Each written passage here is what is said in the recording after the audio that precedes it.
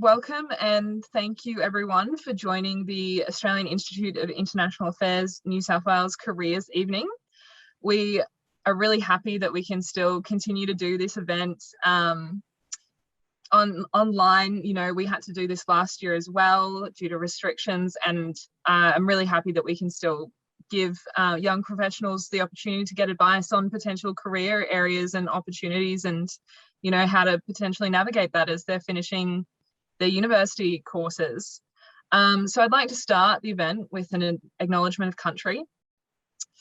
I acknowledge that I'm moderating this event from the lands of the Gadigal people of the Eora Nation. I also acknowledge the traditional custodians of the various lands on which you are connecting from, and to all the other Indigenous peoples of Australia. We pay our respects to their elders, past and present, and we join them in furthering the search to understand and care for our world. Now, to introduce our panelists we have joining us this evening, we have Ciara Morris, who is a policy officer at China Matters. Prior to joining China Matters, Ciara was a government affairs and policy research intern with APCO Worldwide in Beijing.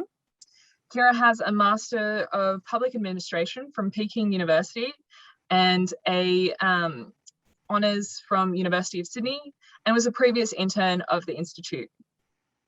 Alexa Rieth is a graduate with the Department of Foreign Affairs and Trade.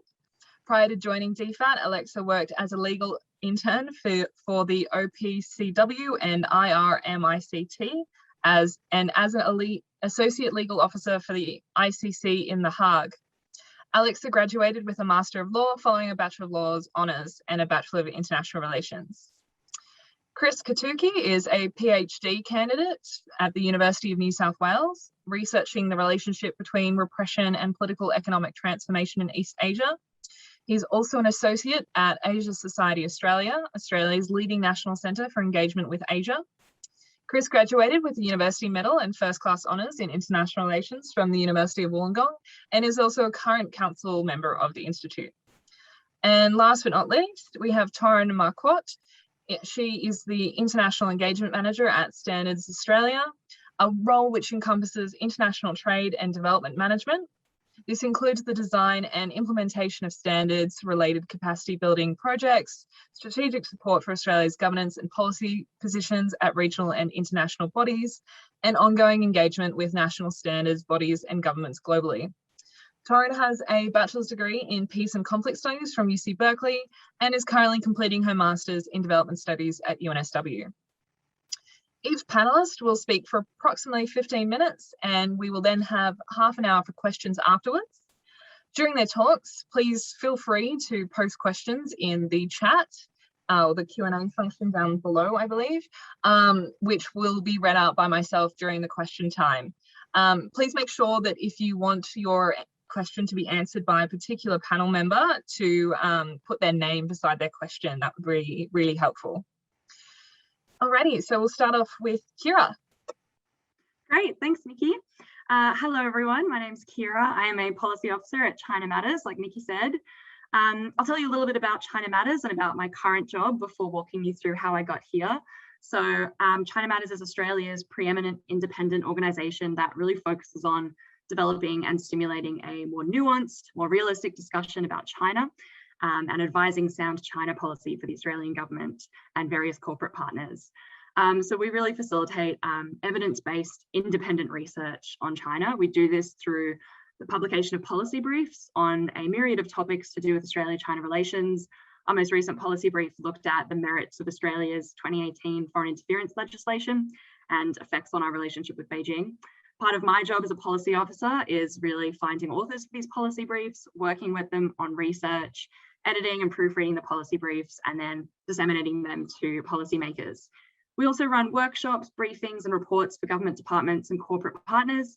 So also part of my job as policy officer is doing all the research and assisting with those deliverables, and research for senior members of the team on any issue to do with China and Australia-China relations. So it's quite broad.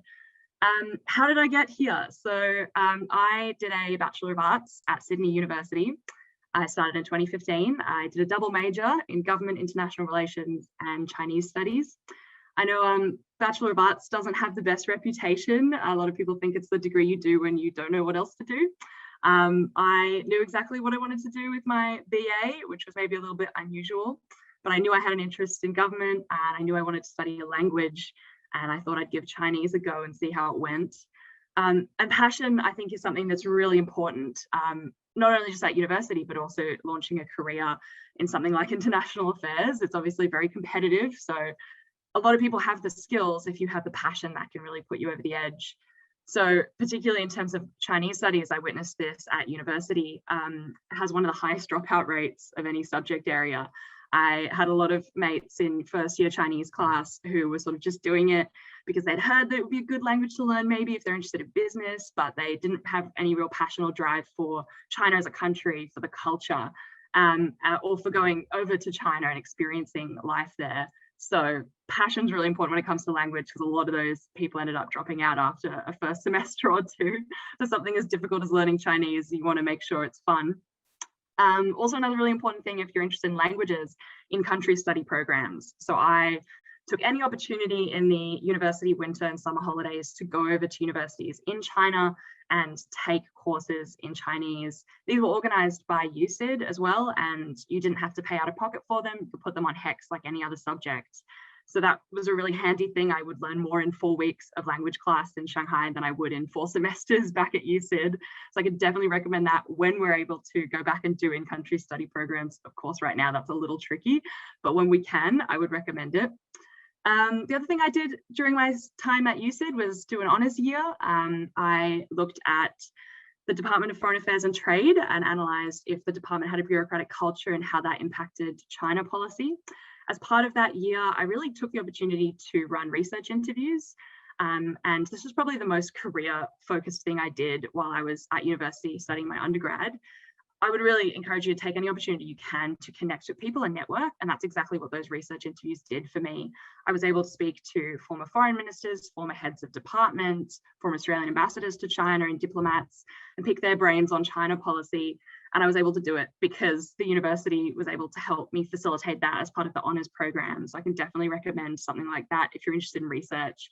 And it's just a great way to network. The other great way to network and build connections is by taking internships.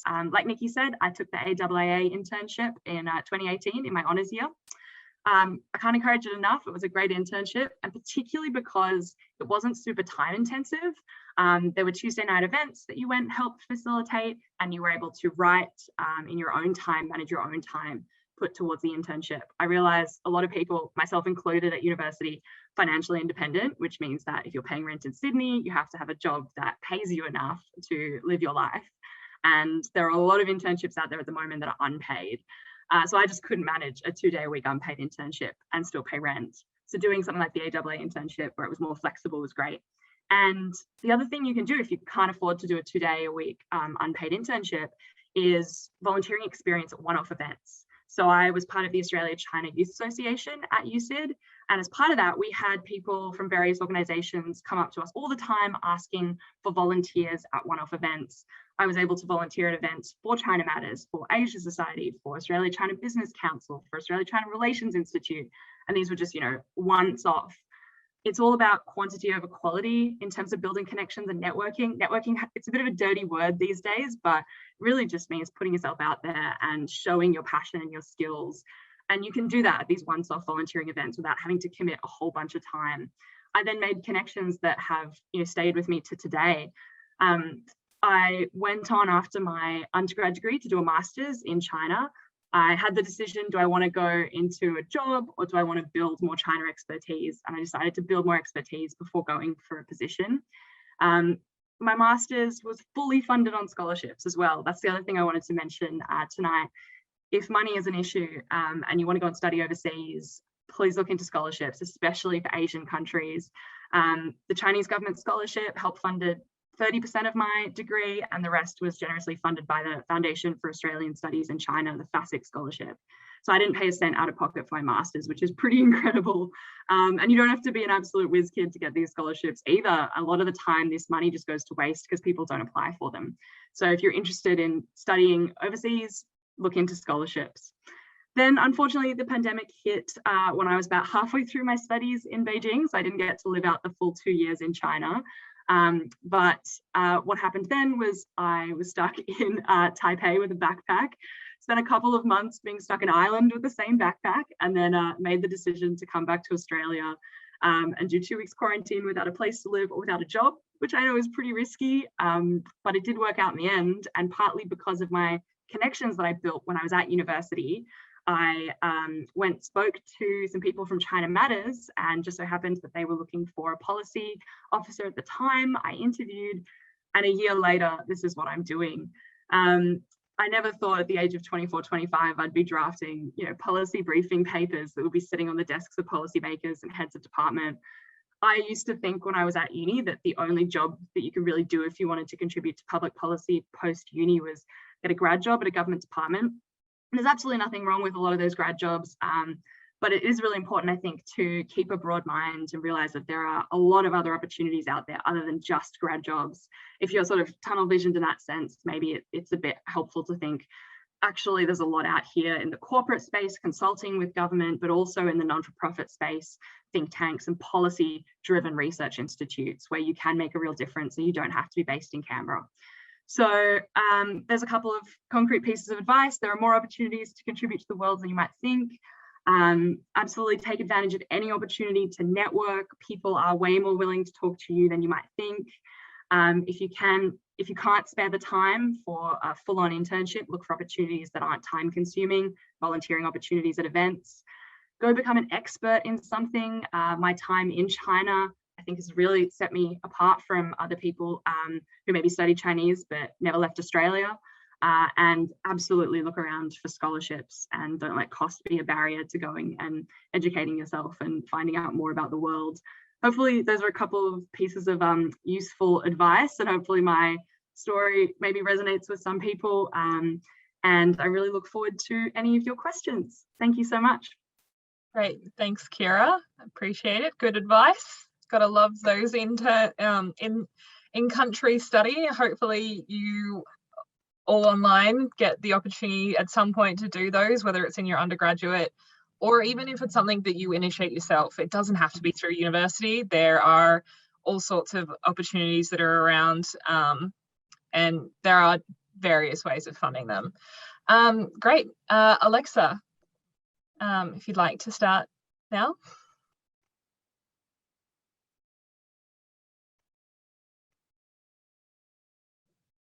I think you're still on mute. Oh no. All right, maybe whilst you're figuring that out, we can have Chris go next and you can sort out your technical issues. Yeah, okay. Chris, could you please go next? Sure. I'm happy to step in while Alexa fixes her technical troubles. So where should I start after picking up from Ciara's awesome story? So I work at Asia Society Australia, which is Australia's leading think tank on engagement with Asia. And I know you may see our global president a lot, Kevin Rudd, but our centre is an independent Australian branch of a global network. So my job is helping with research for senior members of the team and also helping to organise our public events. Now, how did I get here? I'm not too sure how far I should go back, but I guess finishing high school is as good a place as any. So after finishing high school with quite a good HSC mark, I didn't really have much of an idea what I wanted to do at university. And all I knew was two things: that I loved watching SBS World News and that I loved Asian cinema. So while starting university, I really loved understanding how societies were governed, but I really felt that my education really let me down in understanding Asia. It was quite an unknown place for me, and I really wanted to learn so much more about how it works and how it got to where it is today. So I decided to do a degree in international relations, and I remember one of my classes in second year very distinctly. So it was the first class of the semester, and as usual, our teacher would, the lecturer would make us introduce ourselves and say what we wanted to become in the future. And as early IR students, a majority of my classmates said diplomats or United Nations. And I was the only one who actually said academic. So a few days later, I got an email from my lecturer, which said, "Hey, I remember you saying you wanted to become an academic. Would you be interested in this?" And what it was this trial program my university was running, which was providing a small amount of funding to support student ideas. I was also studying languages at the time. I was studying Mandarin, and I was noticing that it was an absolute waste of time if I wasn't actually using it out of class, just like Ciara said before. So I decided to create a small language exchange program. And what began as a small program for 1 or 2 languages eventually became the largest program of its kind in the entire region. And after 3 years and a lot of academic support, the program was running multiple sessions a week in over 5 languages. And I came to recognize my time at university, not necessarily based on the things I learned in class, but the opportunities and skills I was learning outside of it. So when I was applying to be an intern at the AIIA, almost half a decade ago now, I remember my experience as coordinator of the program being one of the key reasons I got in. It wasn't necessarily because my marks were high, but because of the initiatives I was achieving outside of class too. And my time as an intern really began my career in the think tank space. And after my time as an intern, I've sat on the council ever since. So when I was finishing up my undergraduate degree, I knew that I wasn't finished with university. So I decided to do an honours thesis like Ciara, and I was really fascinated by how states malfunctioned to the point it would break its fundamental responsibility, and that is protecting its own citizens. And because I was really passionate about Asia, particularly China at the time, I wanted to do something on Tiananmen Square. But when I was having a discussion with my supervisor, she actually recommended that I didn't do China, but look at another event in a small neighboring country, which is South Korea.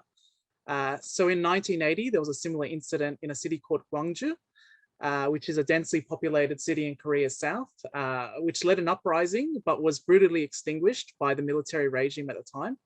And it was really fascinating, but also devastating for me to see that the army of a country could turn its guns inwards and brutally murder its own citizens. So what started as a thesis on China turned towards a country I wasn't very familiar with, which is Korea. And during my time doing my thesis, I learned so much about political systems and how they fall apart and how repression has always been an active tool of any governing structure.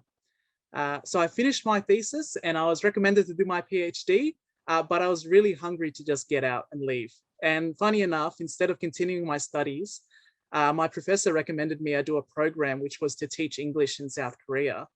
And I immediately took it. It was pretty perplexing for me at the time. When I finished with a first class degree, I chose to teach English abroad. But the idea of living abroad was super appealing. And I really wanted to learn more about the country I just did a study on. So 3 days after I graduated, I packed up and went to Korea. So I had no idea that I would be placed in a rural public school where I wouldn't have anyone who could speak good English. So I was essentially thrown into the deep end and I was forced to learn a new, very different language. And those 1.5 years abroad was marked again, not by my job as an elementary school teacher, but my experience learning a new language. And I love my time there so much that if COVID never began, then I may have still been there today. But when COVID began and the borders were shutting, I thought now is as good a time as any to come back home and begin my PhD. And I started doing research on the political economic forces which affected state-society relations.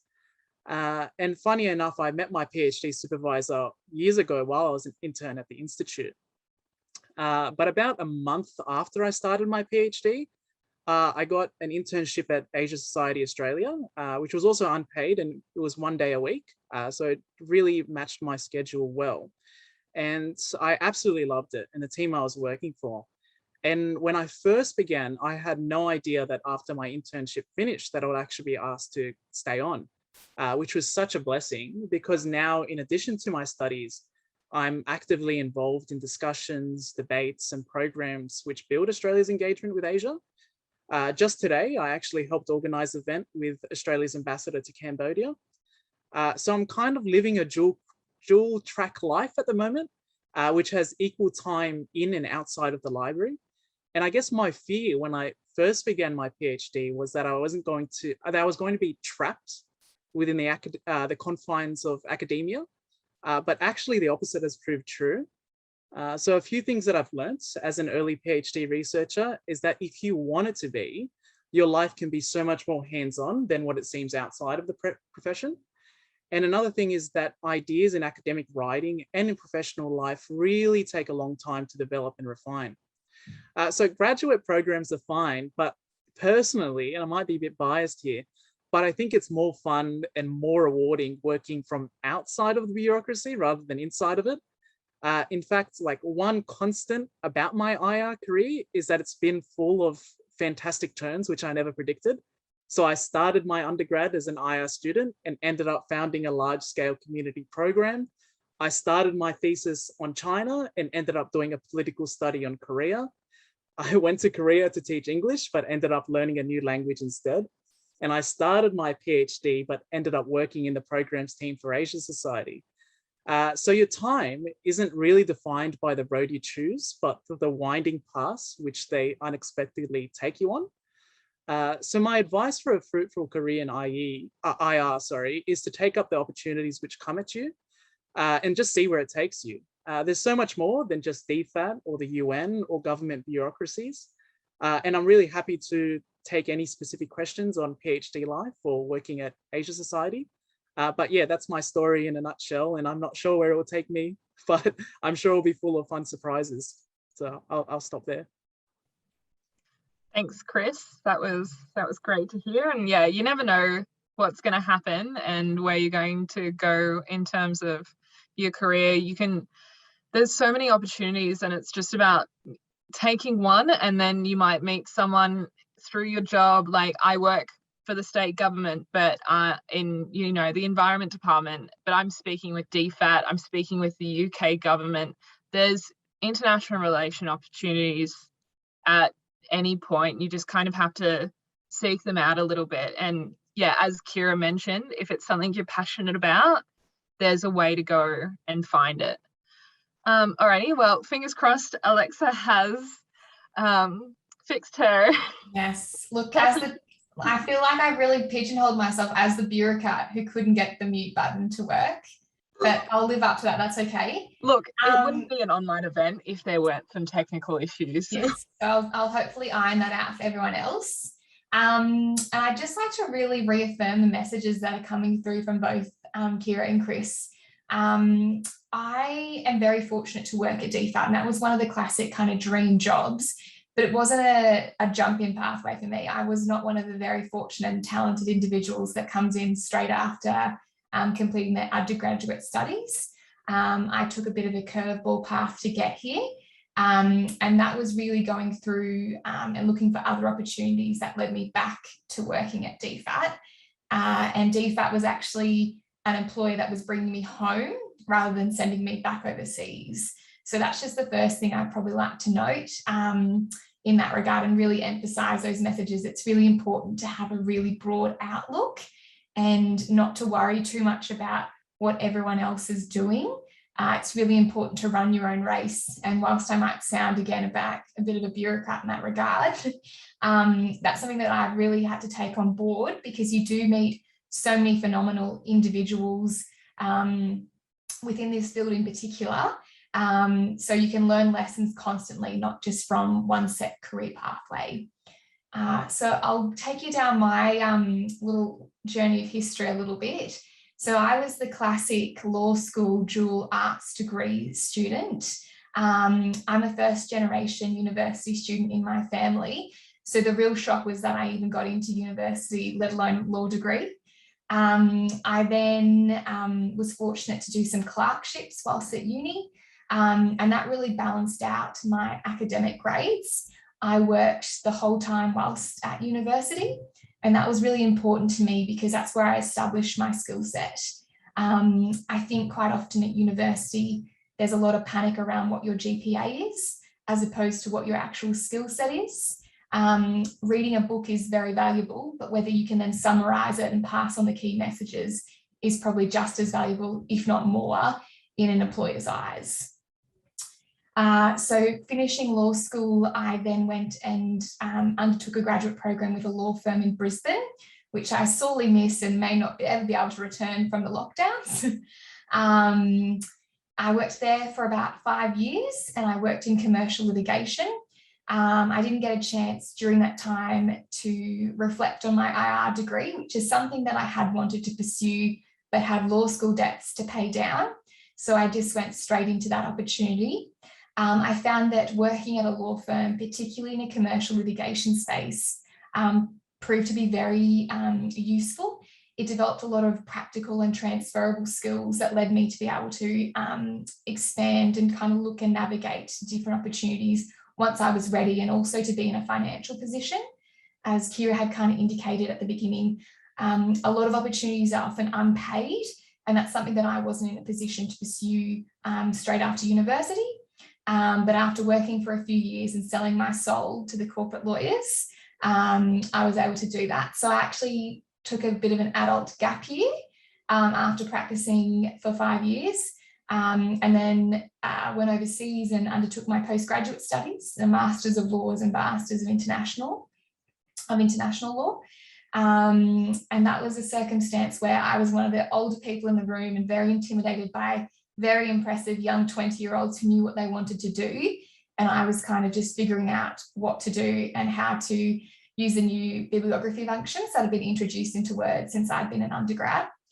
During that time, I focused and drilled down a little bit what my academic interests were. So I actually ended up doing 2 postgraduate theses on arms control. And that was just by default. I had no idea what a nuclear weapon really was or the significance of it until I ended up writing almost the first 2 chapters to a PhD on them during my postgrad studies. And that was just by researching the news and seeing what events happened at the time. And that was done through Flinders University and done whilst working overseas at the same time, which was really fantastic. I then was starting to look for some opportunities and explore how I could actually start to put some of the knowledge I was learning to use. So I applied for a number of internships in Europe, where I was living at the time. I was in Sweden. Europe was a very different culture and also learning experience as well. They very much heavily focus on people going out and getting practical skills and not just relying on their graduate studies. So I ended up successfully achieving an internship.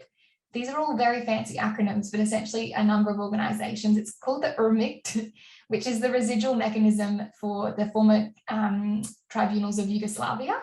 And I was there for 6 months and had the time of my life. It was fantastic, and kind of got to live out a bit of an ambition of prosecuting war crimes. I then needed, that came to an end and I needed something to continue my visa. So I was madly scrambling for another internship opportunity, and was very fortunate to actually be offered a staff position, which was quite lucrative at the time, at the ICC. And I was there for another 6 months. And then I moved on to the OPCW, which was the Organisation for the Prohibition of Chemical Weapons. And those I ended up staying for about 18 months in The Hague. And each institution was fascinating itself and offered a really diverse array of experiences, but also of personalities working there. It also gave me a really important life lesson about reaffirming it's not just about where you've come from, but how you actually implement skills and sacrifices that you're willing to make. As an Australian without an EU passport, whilst my time was coming to an end at the OPCW, is actually when I applied for the graduate program for DFAT. It was a circumstance where I applied for multiple different agencies in Australia, thinking that I should apply widely and hope for the best. I was then very fortunate to go through the recruitment process, which took about a year, multiple interviews online and also an assessment centre back in Australia, which I had to come home for. And I commenced with the graduate program with DFAT last year. So we're nicknamed the G20 or the pandemic babies. It's been a really wild experience, but also something that's once again reaffirmed that life in international relations, there is no cookie cutter profile of what your background should be or needs to be. It's much more about transferable skills and really prioritising what you would like to do and how you can also assist others That's pretty much me done, but I'm happy to answer any questions that, again, reaffirm those messages from Ciara and Chris as well. Thank you. Great, thanks, Alexa. That was really informative. And I'm sure you'll get some more questions about the DFAT recruitment process as people are going through that and looking to apply next year. All right, last but not least, Torrin, love to hear from you now.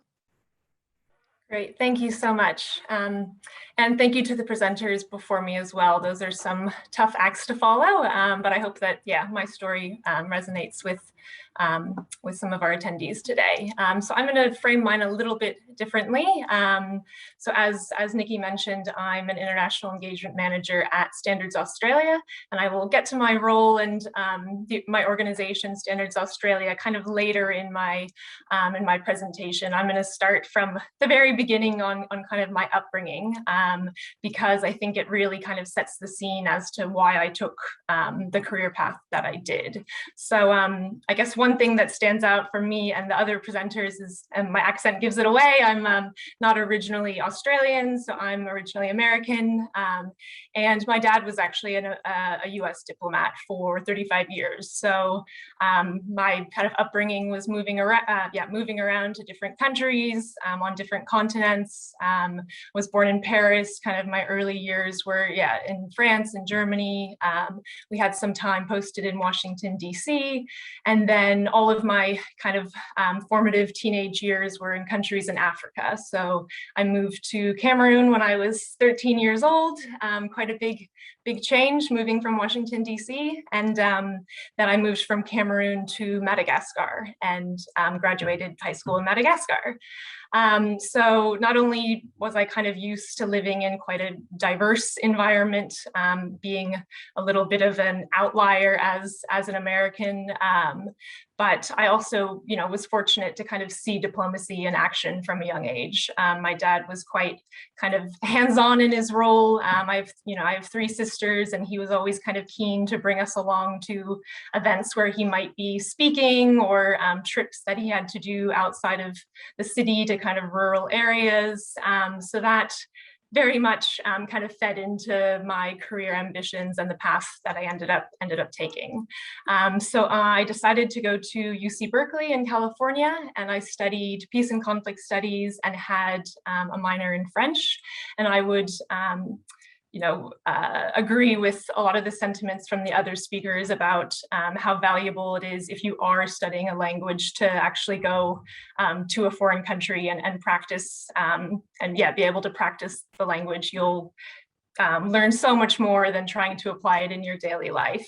So studying French, I actually decided to go to Morocco, and lived there for a semester. I know not everyone has the opportunity necessarily to study abroad, but if it is something that's feasible and the opportunity does come up, I would hands down absolutely recommend it. I think you learn more, controversial perhaps, but I would say you learn more kind of just through the experience itself than the actual academic side of it. So if it is an opportunity, highly recommend. And then as I was coming to my final year of university, kind of thinking about where I wanted to go from there, I had some odd jobs through uni, but I took on an internship with a not-for-profit called the Women's Earth Alliance, which works with female leaders all around the world to really drive kind of climate change and environmental initiatives within their local communities. So that was kind of my first taste of, I suppose, international development work. I was working specifically in their fundraising team. So I did that for a few months and then graduated and decided to move to Australia, which sounds like a big move, but I should say that my family was living here at the time. So I thought I was coming over for about 3 months, to get a hospitality job, save some money, and then probably go back to California. And it's about 8.5 years later, which also makes me feel very old compared to some of the other panelists. So I had, it was about 1.5 years till I kind of made that decision to stay and really give Australia a fair shot. So I don't know if there are any international students on the call today, but that kind of, being international as well, that kind of has its own set of challenges and obstacles when it comes to finding work. So can definitely relate to anybody that's experiencing those challenges at the moment. I would just say persevere, don't give up. You will find a way if you're willing to try. Although it is getting harder, but yes, persevere through those challenges. And so then the next, after having again, a sort of series of odd jobs in the health industry, travel industry, then I decided I really kind of wanted to kind of start on that career path after kind of moving around quite a bit. And that's how I found Standards Australia. So many of you might not be familiar with Standards Australia. So Standards Australia is a not-for-profit organization, and we are the nation's peak standards body. So that means we facilitate the development of Australian standards across all industries, really, everything from the energy sector to building and construction to consumer products and services, ICT, so really quite a large scope. And we also facilitate Australia's participation in the development of international standards at international organizations like ISO and IEC, which you may have or may have not heard of. And yeah, really making sure that Australia has quite a strong voice at those international organizations as well. And so, I mean, at the time when I was looking for work, I was not at all seeking out a role at a standards organization. In fact, at the time, I had no idea what a standard really was, what a standards body does, and essentially was looking for any kind of organization that had played some sort of role in the international system. Incredibly broad, I know. That those were the parameters I was working within, and kind of just stumbled upon Standards Australia and was very pleasantly surprised to kind of see just how interesting the work is. It sounds kind of dry when you first hear about it, but especially if you're interested in international relations, international affairs, I mean, standards play a really important role in facilitating trade, and it kind of, I think the more you kind of peel away, just the more interesting, I mean, I'm biased, but the more interesting it is. And you really just realize kind of as a facilitator of trade, how important standards are. And so in my current role as an international engagement manager, I kind of have two broad responsibilities. So the first is managing trade and development projects with other countries in the Indo-Pacific region. So working really closely with countries in Southeast Asia, countries in the Pacific. So one project in particular is working with ASEAN member states on standards that support digital trade. Another project I'm working on is with the Pacific Islands Forum, kind of broadly assisting Pacific countries in building their capacity when it comes to standards development. So quite a range kind of within that project work. And then the other kind of broad responsibility is assisting in Australia's kind of voice in the governance and policy activities at that international organization, ISO. So quite a mix. And I mean, ISO has about 165 members around the world. So it's, our team's kind of responsible for having a touch point with every single one of those countries. So yeah, no day is the same. So that's a little bit about my role in Standards Australia, but I've been with the organization for almost 7 years, and I certainly did not start off in the international engagement team. So again, I didn't really know anything about Standards Australia, started off actually just in an admin role, supporting our kind of national engagement and public affairs team. Did that for about 9 months, and then I moved over to the public affairs team and was kind of broadly managing all of the organization's kind of communications activities, some internal, all of the external communications. And I actually did that role for about 4 years, and then have been in my current role in the international engagement team for 3 years. So I guess thinking back to kind of what key messages I would share with attendees today. I mean, I think first of all, especially if you're like me and are indecisive, I think the first piece of advice I would give is that you don't have to have it all figured out. I remember being really intimidated by people that graduated and knew exactly what it was that they wanted to do.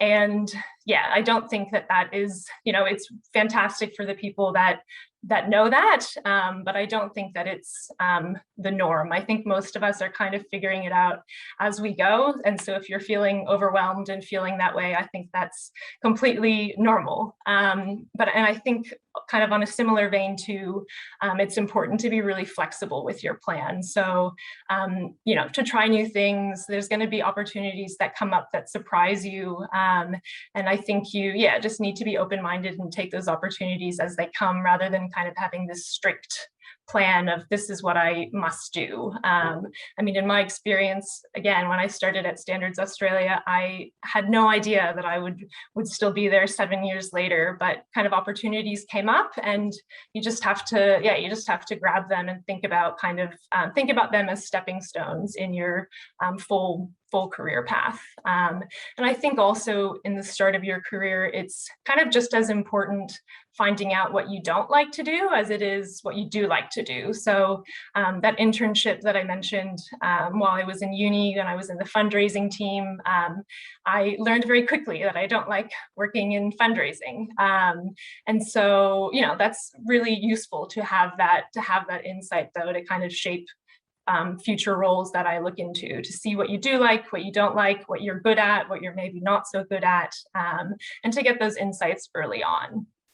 And I think also it's important to kind of take your career one step at a time. And you might have kind of this vague idea at, you know, this is what I'm working towards, but, you know, it's hard to kind of leap straight to that point. You should think about kind of what skills might help get me there, what experiences might help get me there, whether it's, you know, like some of the other panelists mentioned about going overseas, or, you know, for me, it was the 4 years that I spent in the public affairs team. I think for me was definitely that really important stepping stone. Like when I was in that role, I was never thinking that a comms role was kind of going to be my career path, and that's where I wanted to stay. But I knew that kind of for next steps, having a strong foundation in communications was going to be really, really crucial. And I found that,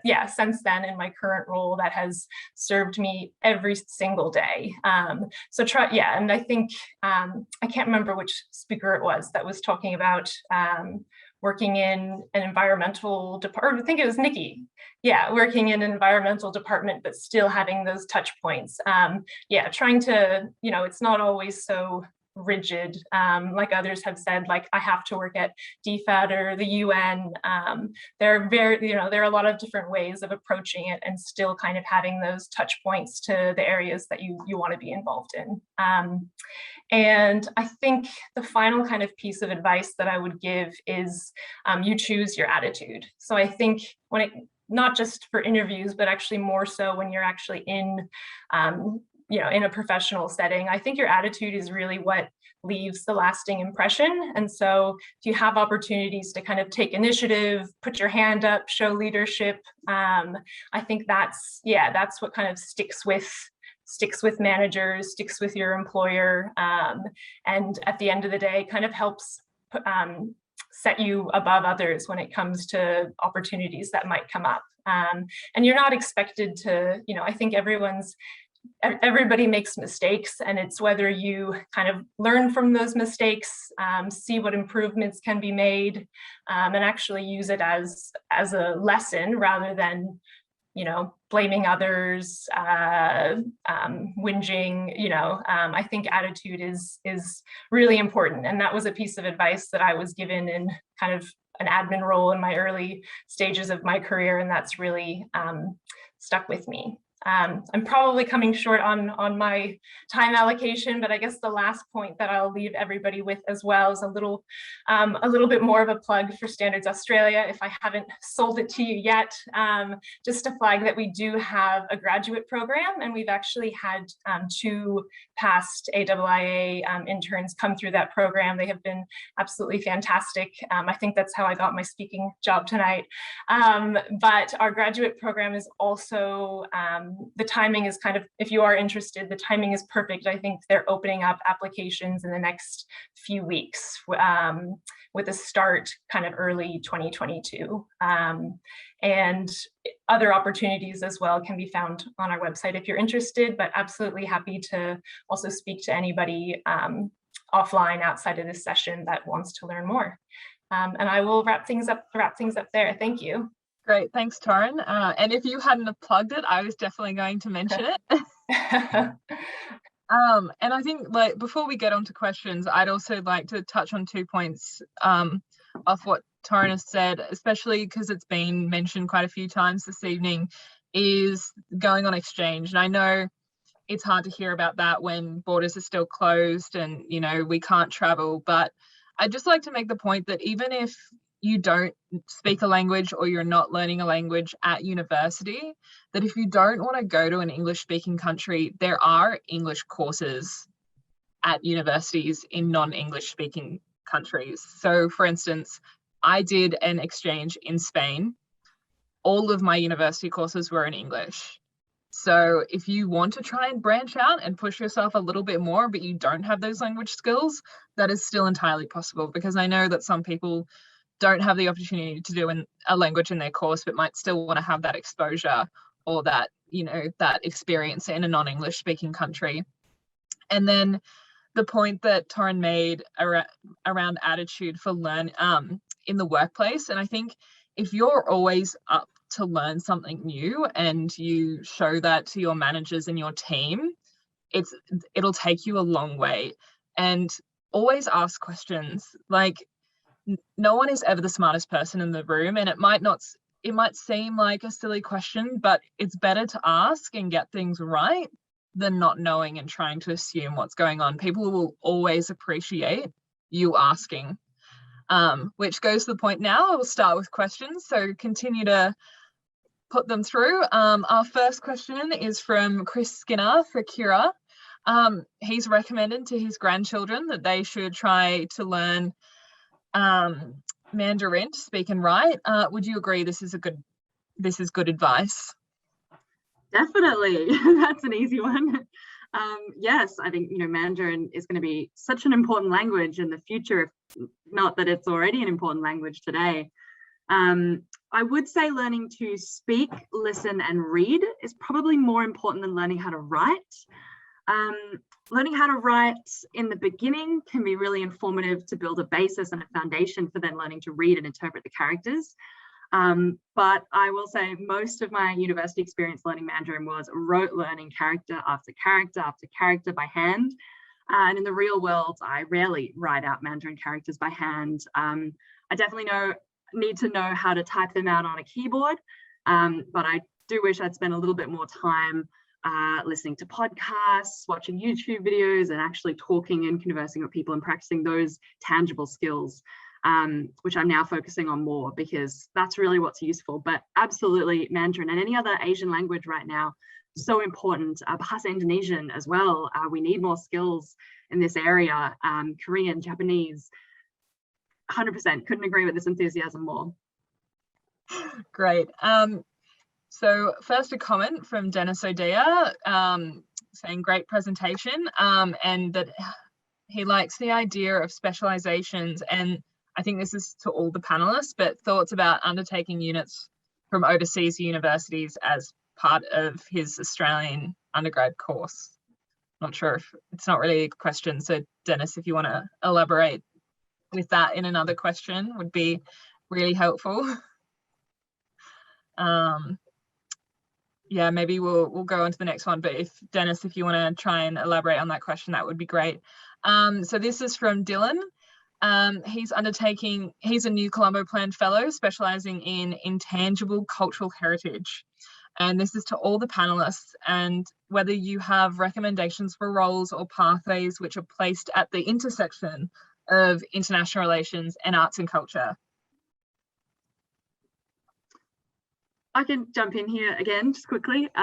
Obviously, my area of specialty is China, and so if you're a China expert, I would suggest go and have a look at the grants that the National Foundation for Australia-China Relations give out. And there are a lot of arts and culture organisations that receive money from this foundation for projects that are exactly at the intersection of international relations and arts and culture. And if you're not a China specialist, go and find your equivalent of that, a national foundation that's giving out money for projects, and then talk to whoever's facilitating those projects. That would be my advice. If I can add to that as well, I know at universities there's a bunch of specialist organizations that really work towards country like specializations, like the Australia-Indonesia Youth Partnership. There's the ASEAN Strategic Youth Partnership as well. There is so many organizations specializing in arts and culture for students, and those will build the foundations that you need to build your specialization. So I really recommend looking at the undergrad and the university level organizations, because there's so many, and they can build that partnership and they can build that platform for building those expertise in the future. Anything else to add, or shall we go to the next one? Alrighty, so this is from Amy. Aside from internships, are there any formal mentoring programs available to apply to that any of the panelists might know about? Okay, I'll jump in to start again. Again, this one's a China specific one. If you're interested in China, the Australia-China Youth Association has a women's mentoring program. Available for one-on-one mentoring and group mentoring as well. And also for women out there, there's a Women in Foreign Policy program that's based out of London, but it is an international forum online. It's a LinkedIn group and a Facebook group where you can seek mentoring, give mentoring, and also just keep up to date on any opportunities for women in foreign policy, international affairs. And aside from just those two recommendations, there are a lot of other Facebook groups and LinkedIn groups. If you just have a Google and definitely join those, people are often more than willing to have a chat. I might just add to that briefly. It's probably not giving the answer that you want to this question, but I would also say as well, like when you are working, don't be afraid to also speak to your manager and your organization about mentoring programs that they can support. I mean, I remember early in my career having, my manager like offer to set me up, sounds funny, but you know what I mean, to pair me with, a professional kind of within my areas of interest outside of Standards Australia. And I know others within my organization that were paired with execs within our organization. I think don't be afraid when you are working to have those conversations as well with your manager about types of kind of mentoring support arrangements that they can put in place for you. And just to affirm what's being said is that even just, it sounds quite generic, but the Google for mentorship programs, it doesn't actually matter. You don't have to assume they have to be in a specific field. Mentorship's actually about offering you a space to seek guidance and debrief and kind of find your own ideas, as opposed to someone telling you which job to apply for. So again, kind of keeping your ideas open and seeking maybe guidance and leadership in some way that might not seem straight away what you would think was the normal way. Don't shut off any opportunities that for that way as well. I'd like to second that. I think, mentorship doesn't always have to be formal. I think if you have an internship opportunity or even just lecturers, I always took opportunity to speak to my lecturers and ask for their opinion on things and their thoughts and how they got to where they did. And as part of the AIIA internship, we give interns the opportunity to have half an hour with our speakers before the event, and they get to learn about their careers. So it doesn't always have to be a formal setup. You can really, anyone's kind of willing to talk about themselves for a little while, and you know, if the person's interested. So I think, you know, as daunting as it might be, don't be afraid to ask those that you have access to, or, you know, even if you don't have access to them, you can find lecturers at your own university or other universities that might still be willing to have a chat about their careers and how they got there. Alrighty, so then the next one, this is to Alexa. Were you paid for the internships in Europe? Great question. Some of them, yes, others, no. And that was only completely honestly based upon me having some savings before I went overseas. It wasn't something that I had really intended on doing at the time. I was working in bars and cafes doing my postgraduate studies. And then the internships were something that presented themselves as an opportunity. This is probably showing my age, but I can't like promote enough like the new Colombo scholarship plans and those type of things. It is a program supported by DFAT, but essentially it's a variety of scholarships that are available across Southeast Asia and Asia more broadly.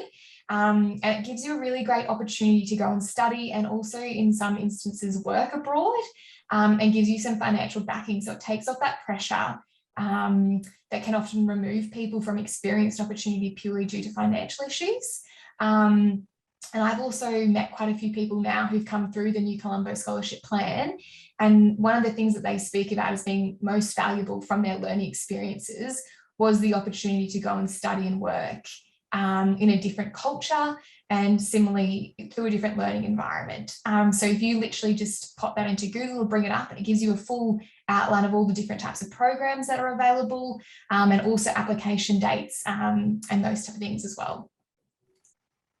Great, thanks, Alexa. So this is for all the panelists.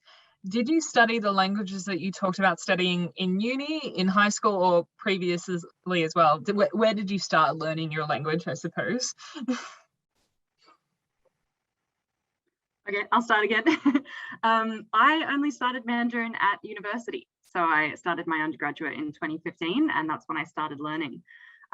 So it's definitely possible to start learning a language at university. You don't have to have studied it in high school or primary school. I think the most important thing, as I've stressed, is just getting that in-country experience, or at least just communicating with native speakers as much as you can. So obviously we're quite fortunate.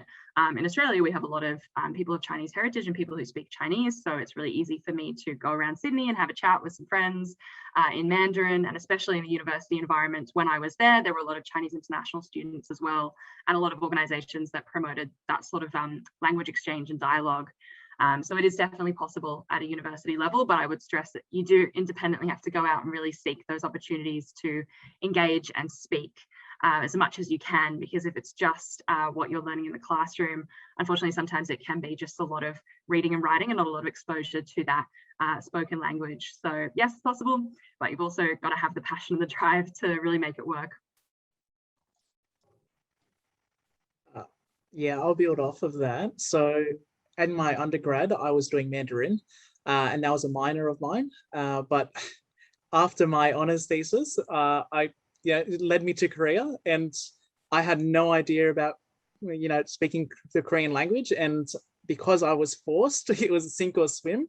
I learnt it, from scratch within a year because I had to. Otherwise, I really couldn't survive. So no, so I speak Korean fluently now, but it was really, before I went to Korea, I had little to no idea. And it's just about immersing yourself and just speaking as much as you can, and being fine with making mistakes.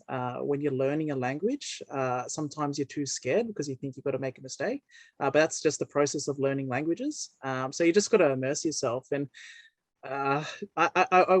learning languages in a class it's good in some respects, but the best way to do it, like Ciara said, is listening through podcasts, speaking to other people, and just having conversations. And that's just the best way, in my opinion.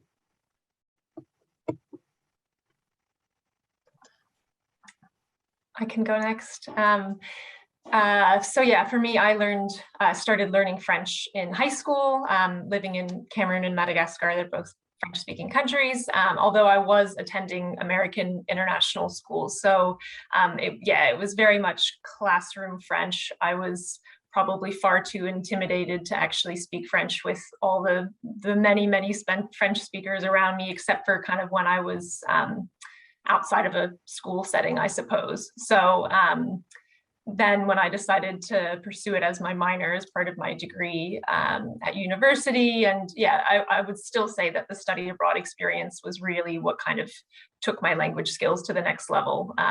First of all, I didn't have the intimidation of my fellow high school students judging me, but I was living in a homestay in the center of the traditional Medina, and to get by, that was what you needed to do. Also learned a little bit of Arabic along the way at that time, but to anybody that speaks Arabic, I'm very impressed. I found it to be the hardest language. I could not even get through the alphabet and just how to pronounce the letters. So yeah, very impressed by anyone that's an Arabic speaker. But I would agree with the others that it was really that immersion where I kind of progressed those language skills. Alrighty. The next question is to Alexa. Can you tell us more about employment at DFAT? Is the graduate program exclusive to young people in their 20s? Look, as someone not in their 20s, I can assure you no. That being said, though, there's so many impressive 20-ish-year-olds in the department. So to break the question down into two parts, I think the first bit is to realise it is a government agency, so your work is obviously very much influenced by priorities and policies of the government at the time. So you need to be quite flexible and agile. Even if you come in as a China expert, it's likely you will probably be put on the Indonesia desk. And that's just about resourcing and adjustment and those type of things. And once again, a reminder that it's not just necessarily a specialisation that DFAT's looking for, but rather transferable skills. When we were inducted last year, we still had the former Secretary Frances Adamson, and she spoke about needing to just simply have a career anchor rather than a specialisation. And that's just a reminder that, again, that like a boat can move around quite a bit, but you still have a basic skill set that's going to tie you and offer you multiple different avenues that you can pursue. The grad program itself, it runs across for 2 years. My cohort will shortly be finishing and we'll be moving on to our placements in February next year. It's 4 different rotations with different teams. As I kind of indicated before, with our nickname being the pandemic babies, our experience has been a bit different to a normal, I suppose, graduate program. We were quite quickly adjusted and very bureaucratically pivoted towards urgent needs, aka COVID. I spent quite a bit of time working focused in on consular support. I probably, if Ciara or Chris took any phone calls to DFAT to get people home, that could have been me on the line. And also facilitating flights back to Australia, tracking cruise ships, Australians abroad, those type of things. And now that COVID is now our business as usual practice, more experience about to going into different types of streams and also interest areas. I'm about to move on to the career desk, and I'll be there for 6 months. Prior to that, I've also done a rotation within our trade policy area, which I really enjoyed. There's also lots of autonomy. I think one of the fortunate things about being a graduate in such a large department is people are very aware, and you're often opportunities that you wouldn't normally get because you are a token grad. So there was instances where I was taken into meetings with quite high level decision makers purely because I was the grad and could take notes. So they're types of things that, once again, it's all about making the most of an opportunity and never turning your nose up to something. And also that once you've kind of got in the front door, it's a circumstance about then finding what you enjoy and also what you can then contribute effectively to. I think I went a little bit off track, but happy to break that down further if need be. No, that was great. The next question is also for you, Alexa. So how did the application process or the interview process differ between Europe versus Australia, and any advice for someone looking to apply overseas? I think this could definitely be spoken to by all the panelists. Please don't feel a DFAT title gives me any type of credence above others. With Europe, I think it's something that you'll actually start to appreciate. There is cultural nuances and applications. Australian job application processes or even just general expressions of interest are very direct. It's all about being honest, frank and fearless about what your skills are and how you can contribute. In Europe, you would never be that direct. It's a lot softer in your language, I found, and also more about demonstrating possibly previous experiences you've had. It was more difficult to break into that market, where I found in Australia, people were much more willing to give you a chance, particularly if you could come in and hold a conversation and engage with someone. As I kind of keep going back to, it's much more about having a positive attitude and also upskilling rather than showing up and being fluent in a certain language. We're now in, I think, particularly a time where those skills can be learnt outside of work, and it's all about your attitude as opposed to what your underlying technical knowledge is. Great. Did any of the other panelists want to say anything in relation to that, if you've had experience applying overseas? Alrighty. So the next question is on master's degrees and whether you think it's essential to be successful. All right, I'll jump in. I think it depends. I think for myself, in my context, it was the right move. When I finished my undergraduate degree, didn't feel finished with academia yet. I was still on a bit of a high from my honours thesis, thought this is great, I'm loving this, I'm good at this, and I wanted to continue. So instead of doing another undergrad, I thought a master's was an obvious progression, and it was also a really good way to get a visa, a permanent residency visa in China, and go and spend a good chunk of time there. So that made a lot of sense for me. I also want to have a career in research and policy relevant research, and having a master's degree as a researcher I think is also important. The honours program at Sydney Uni taught me a lot about research, and I'm really glad that I did that. But also the master's level thesis and courses were also really important in developing those skills. So if you want to go into research, it is important, I think. It also sets you up nicely if you want to do a PhD later in life. Having that master's as well can be a really nice stepping stone into a PhD. But if you're not particularly hell-bent on research or academia, then it might not be for you. It really just depends on what you think your interest might be, but it can never hurt to be a little bit more educated and have the master's on your CV. I think we've sort of sometimes forget about education just for the sake of education, and learning just for the sake of learning is also important and valuable. So I wouldn't, turn your nose up at it if you can't see a clear career path at the end of it. It's still valuable. You'll still meet people and network with people through it as well, which is also really half of the point of doing a degree is the people that you meet and the connections you make. I might jump in. I mean, I completely agree with what Ciara said about it. It kind of, depending on the person and what your interests are and what kind of your end goals are. I mean, I wouldn't say that the question was framed, I don't think you have to have a master's to be successful, but yeah, just thinking about kind of where you want to end up. But for me personally, as Nikki mentioned in my intro, I'm actually doing my master's now. I started it last year. I have about 2 months to go. I'll be done in November.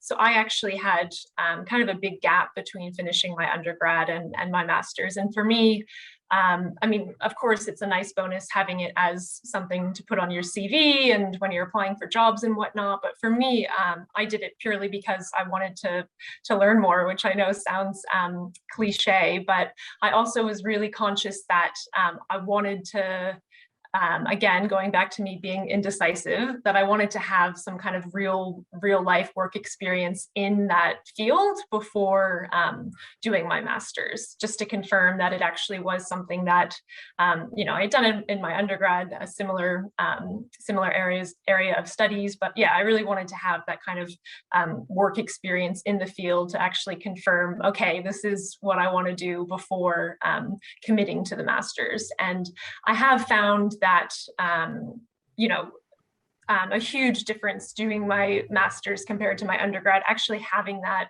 real life experience and examples to be able to bring to the discussions. And I think this isn't to say that there's an issue going straight from your undergrad to your master's, but I think you can, you know, it really enriches the discussion having people with that real life experience to kind of relate to the studies as well. So I think, you know, there isn't kind of a formula, you know, a one size fits all. It's finding kind of the time in your career that it makes sense to do it if you want to do it. You don't have to, but also there's a lot of, you know, a lot you can learn from it and a lot you can benefit from it. And I guess also for me personally, because I hadn't actually done any studies before in Australia too, that was kind of a nice bonus as well. So I personally have found it really, yeah, really satisfying. Great. I think, does anyone else want to add anything, or shall we go to the next one, I think? Alrighty, so this question's might be a little bit sensitive, but how old were each of the speakers when you finished your undergraduate degree? Do you think age is a problem in terms of when to start working at DFAT or in international relations? I can start. So I graduated my undergrad when I was 22, and then I spent 1.5 years in Korea. So I don't think, even though I started, you know, I finished my grad early, I think, you know, age really doesn't matter, because if you're entering AIIA, and if you spend time away from university and building experience, like the other panelists have said, it just really builds up your CV and it just makes you such a more holistic kind of character. So I really think age is not, you know, there's no set limits, there's no time frames for when you should be applying for jobs, when you should be doing your master's, when you should be finishing your grad. It's all about the experience that you get along the way and really building up that skill set, because it's one thing being good at writing essays and it's another thing having interpersonal skills and having cultural awareness, and that really takes time and that can't be set to a time frame. We all learn at our own, you know, levels. So yeah. Yeah, I definitely second that. Oh, sorry. Please go. I was 18 when I started my undergrad and 21 when I finished, 4 years at Sydney University. I think that was also part of the reason why I wanted to jump straight into a master's at 21. I still felt a little young to embark on a full-time position and launch into my career. I wanted to do another 2 years of university.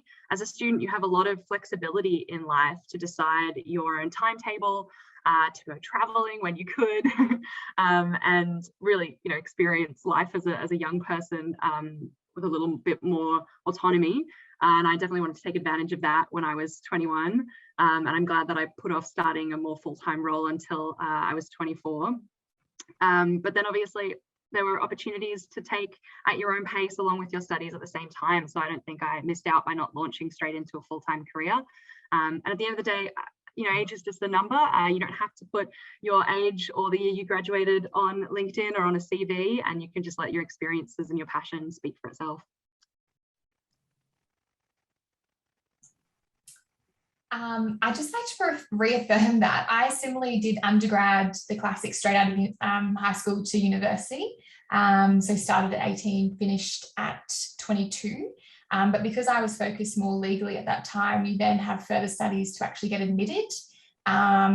So I focused a lot of my time then. So I was entering the workforce about at 23, and that's straight out of law school.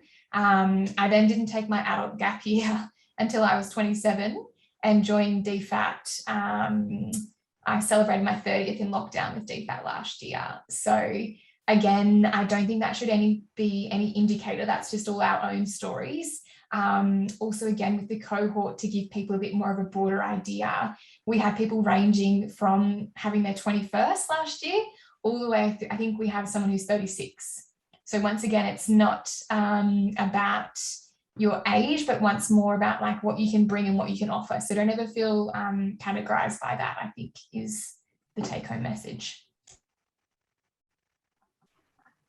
And I similarly did my undergrad, yeah, straight out of high school, started at 18, finished at 22. But I agree with all the messages from the other panelists. Age does not matter. I've heard, you know, crazy stories of people that were a vet and then 10 years into being a vet decided they wanted to work in international policy, or, you know, everybody's story is different, and age does not matter. Definitely don't let that hold you back.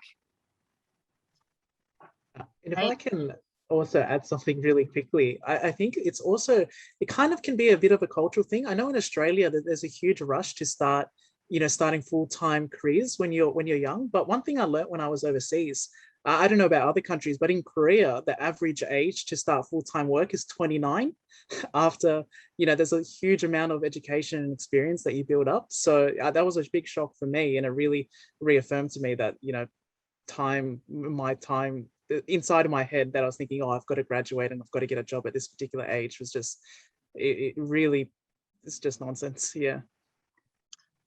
Great.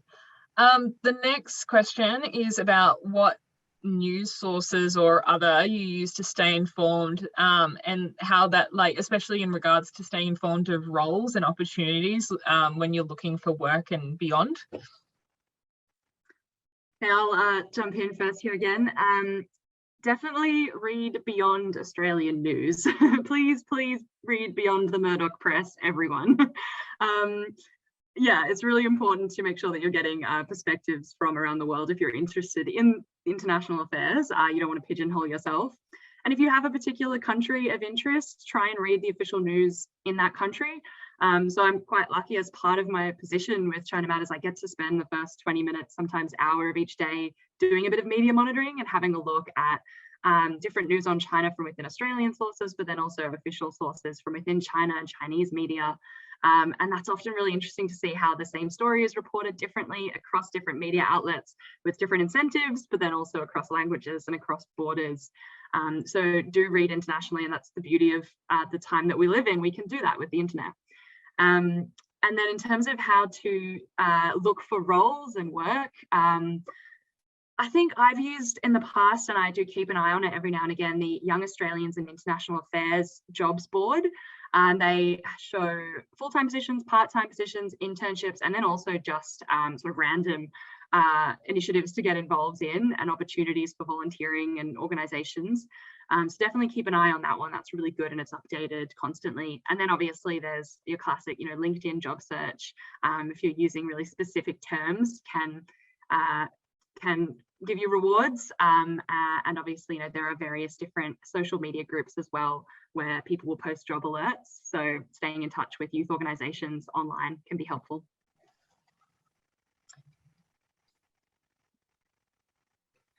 That's a great summary for employment opportunities. Also, different international agencies, you can even subscribe to them and they can email out notifications when a role is published. You can set in what criteria or experience level you're looking for, and that can give you kind of an idea of what's going on. As for reading, I think that's one of the most difficult parts of my job, is actually deciding what not to read. It's really important because it can be often quite overwhelming, the amount of information we're receiving, is to be, obviously, as Chris has indicated, to be critical of what you are reading. And if you are giving it time of day, to actually think about it in a few different aspects. So obviously reading general news, that can be from different news providers, just generic news, even Google searches can give you different providers.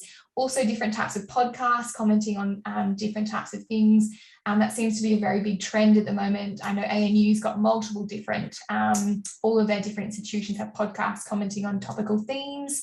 So that's always a good place to start. They can also then offer you further specializations of where to listen and where to look. But that's probably the best place to begin with, not to feel too overwhelmed. If I can add to that as well. So I think also as IR student, especially when I was an IR student, I felt like I had the need to be on top of the news every single day and just be constantly monitoring what's going on. But I think, that's also a problem. So there's lots of publications like the Guardian Weekly and the Saturday Paper, which really provide they look back on the week and they reflect. So it's really important to not just scroll on Facebook and find what's the newest thing right now. It's important to find publications that reflect on a longitudinal scale. So things like the Guardian Weekly, the Saturday Paper, and also I'm a big fan of SBS World News. It's really good to get a really good understanding of what's going on in the world every day. Besides the very concentrated Australian media that we have today. Yeah. I'd also like to add 2 other potential news sources. Well, one news source, one kind of careers newsletter. So the AIIA itself has a columns newsletter that goes out bi-weekly. So if you want to have just a few select pieces of interesting articles, there's that. And in terms of apply to find out, what opportunities there are in terms of internships, there's another organization called Policy People. If you look them up on LinkedIn, you can find them, and they have a newsletter that they send out with various levels of opportunities from internships to, professional roles. So that's something else that you could also use. Alrighty, the next question is, and I think this is more pointed towards you, Ciara. What skill sets are useful for a policy analyst role? Can someone get training to work in such a role? Yeah, so I guess breaking down the title itself, having an understanding of policy and being able to analyse that policy. Lots of different university degrees can help with that. I'm a big supporter of a good old Bachelor of Arts because it's about critical thinking skills and analysis. But also outside of university, reading as much as you can and being critical about what you're reading and then reflecting on what you've read and trying to write your own analysis of it. So something that I really had to adjust to when I started working more professionally outside of a university situation is being able to write succinctly. So at university, you're taught to reach a certain word limit and there's a very academic style of writing that you have to adhere to. And that's a good skill to learn and practice. But then in the real world, if you want to work in policy, you might be putting a memo on someone's desk and they're realistically just going to read the first couple of lines. So you have to make sure that you're being really punchy and getting your message across in the easiest, most simple way. So being able to read, a 2,000 word article in Foreign Affairs and then summarize it in a half-page memo, that's something you can absolutely practice. And that's the sort of on-the-job training that you'll get. But if you have that ahead of time and you can speak in a job interview about how you're able to present that information, that's really helpful. So yeah, that's what I would suggest. And then just keeping on top of all policy issues. Great. So we're running out of time. There's probably only the opportunity for one more question. And I think this is really pertinent question that someone's asked. In our time of being stuck in lockdown and in a global pandemic, we've all spoken about these opportunities that we've had through university, going overseas and on exchange, and how we've built our experiences. And for those that are have had 2 years of university or are finishing their university course, not having had those opportunities to develop a skill set through work and create a network, what is your advice for those? And how can they still present themselves to employers and to these graduate programs in a way that will make them stand out?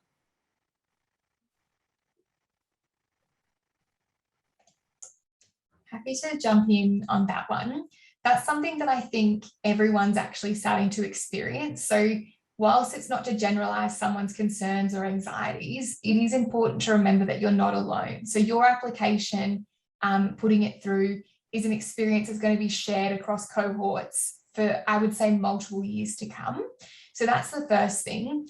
And the second thing would be to realise that networking and opportunities that we keep speaking of, whilst there is some commonalities, they're also very unique to the individual.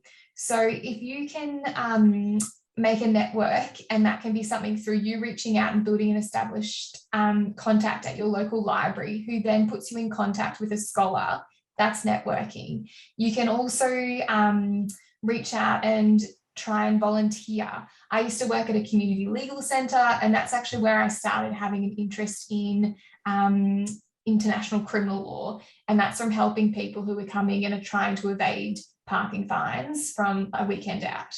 So I think it's very important to remember it's not necessarily about who had the most impressive internship, who has the highest GPA, or who has the most impressive contacts. It's about utilising and emphasising what you actually have and you can deliver.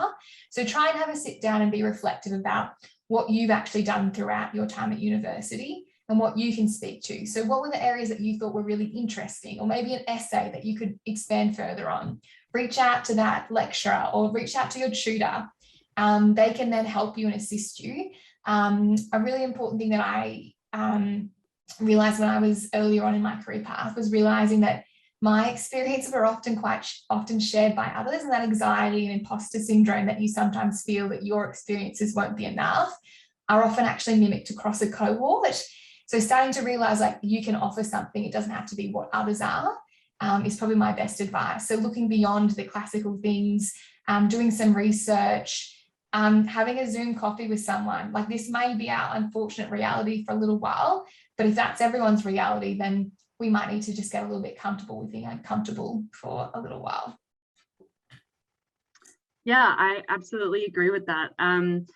There are a lot of opportunities you can take online and just take advantage of that. A lot of internships, which previously would only be accessible to people in certain places, are now accessible to anyone online.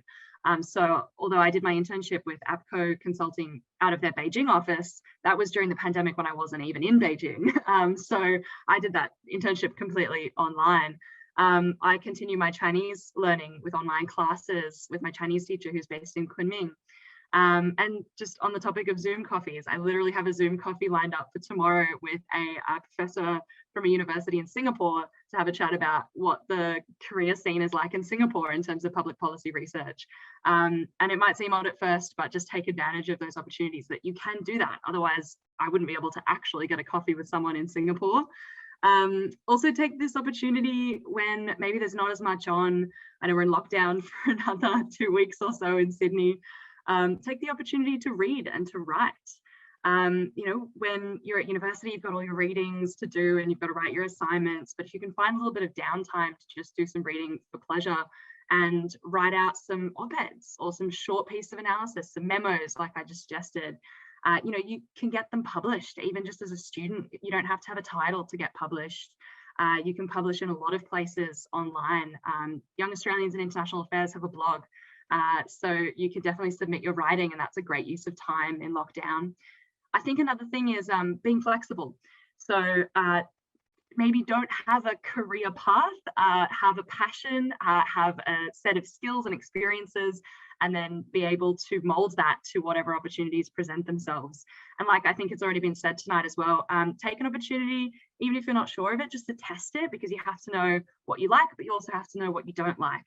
So don't ever think of something as, oh, that was a bit of a waste of time, so I didn't like it. That was a really good learning experience. So there's a lot you can do in this time, I think, still to take advantage of it. But also at the end of the day, if you need to just take a break because lockdown is exhausting and COVID is exhausting, 1000% do that as well. It's not a race.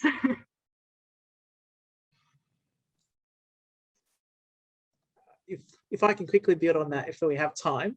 So I just have 2 points. And the first one is that, you know, being in lockdown right now, and as Ciara said, like being in lockdown right now, the most important thing is also your mental health.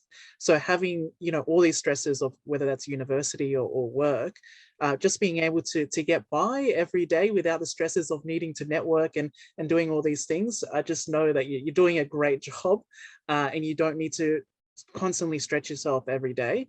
And secondly, I think having, an experience or having that as your credential that, I was a graduate student, I was an undergraduate student during the COVID pandemic, just proves how flexible and how much skills you have and how much determination. And I know employers are really looking at that as well. So use it to your advantage as well.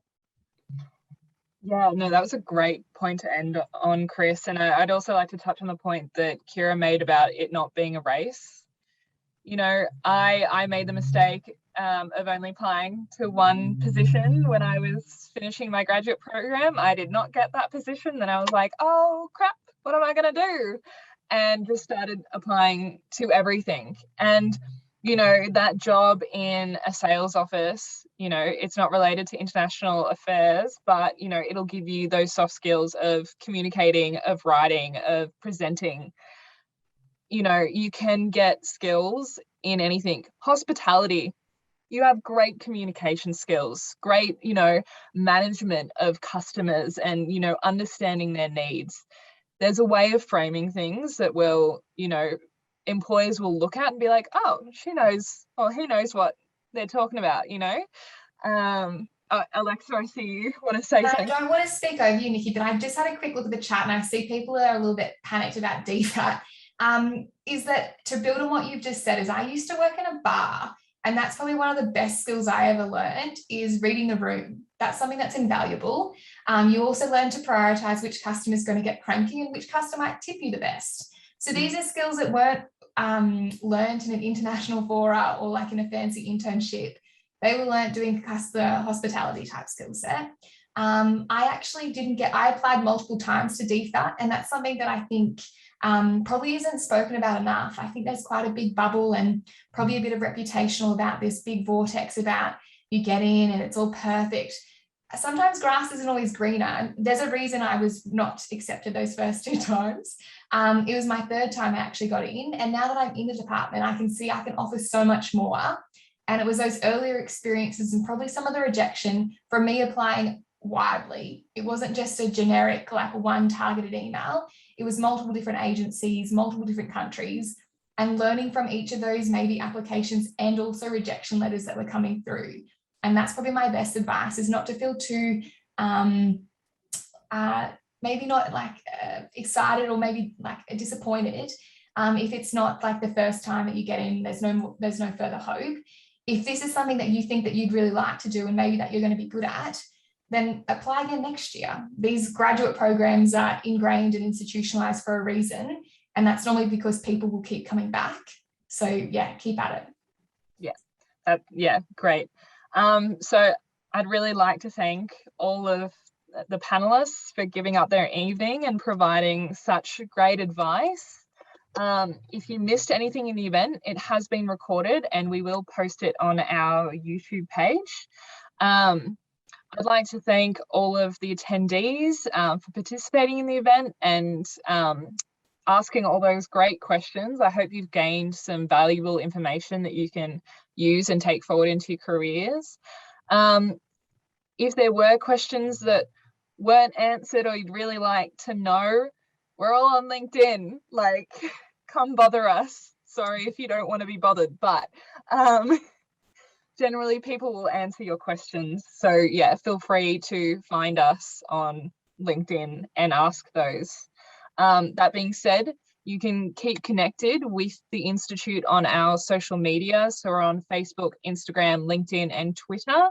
And we run fortnightly events at the moment. They're online, but hopefully once the new year kicks in, we can start having our normal in-person weekly events, which is another place to start like practice those networking skills.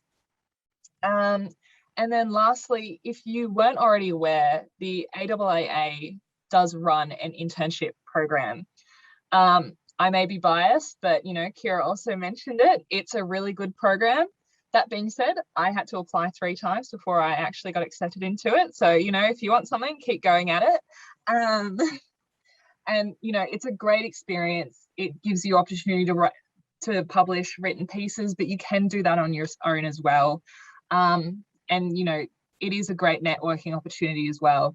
So our applications for next first semester of next year will be open later this year. Please check out our website for more details. But again, feel free to connect with us on Facebook and Instagram and LinkedIn and ask those questions. I really hope you enjoyed the event. It was great to have so many people online with us tonight.